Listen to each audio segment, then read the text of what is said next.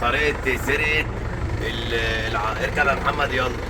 بص يا محمد هتطلع لك فرد الكاوتش بره هنا ماشي. اه هنا ما هنا هقول لك تطلع ازاي.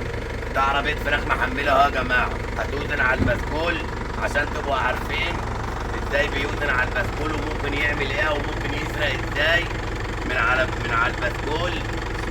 اوريكم هيطلع ازاي وممكن يعمل ايه ويسرق ازاي. تابعوا معانا الفيديو للاخر عشان تعرفوا. خش يا محمد يلا.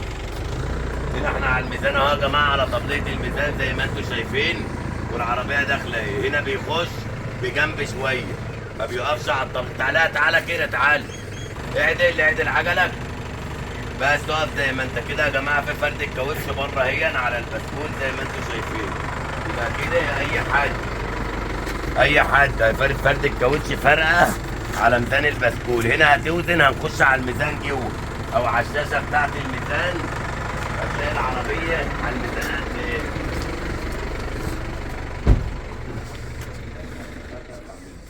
كام؟ 2 طن 225. 2 طن 225. هنظبط العربيه وهتشوفوا العربيه هتطلع قد ايه. ارجع يا محمد كده واظبط. اظبط بقى على الطبليه كامله. لما نقف على الطبليه كامله يا جماعه هنخش جوه على الميزان نشوف الدنيا فيها ايه. ده غير طبعا ان هو ممكن يملى. له تمام اهو. بطل بقى.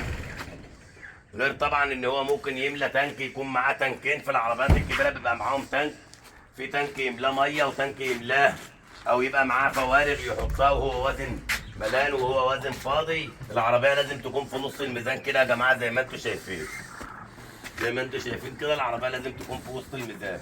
ما ينفعش تبقى محمله لا يمين ولا شمال. وتبص في العربيه ممكن يكون في حد فيه في الفاضي، وانت بتوزن فاضي تبص في العربيه من جوه تشوف فيها حد ولا ايه.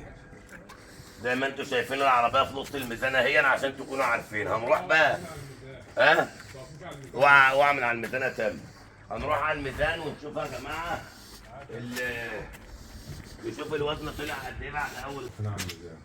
زاد قد ايه عن الوزن الاولاني. زاد 300 كيلو يا جماعه عشان فرد الكاوتش كانت محمله اهو. زاد كده 310 كيلو عشان كنا محملين فرد الكاوتش بره. يعني اي حد بيشتغل بيعمل كده، بيعمل الشغل ده. اهو يا جماعه العربيه واقفه في نص الميزان زي ما انتم شايفين اهو. يلا يا محمد ارجع بقى.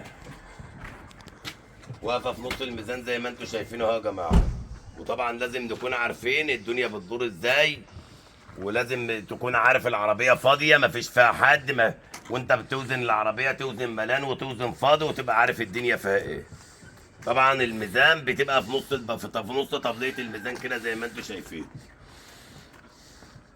اهو. كله تمام اهو يا جماعه. نشوفكم على خير وما ننساش اللايك والشير، ونشوف الى لقاء اخر والسلام عليكم ورحمه الله وبركاته. وهنبقى نعمل لكم فيديو على الطبليه على طول، على طبليه الميزان، ونعرفكم الدنيا بتدور ازاي.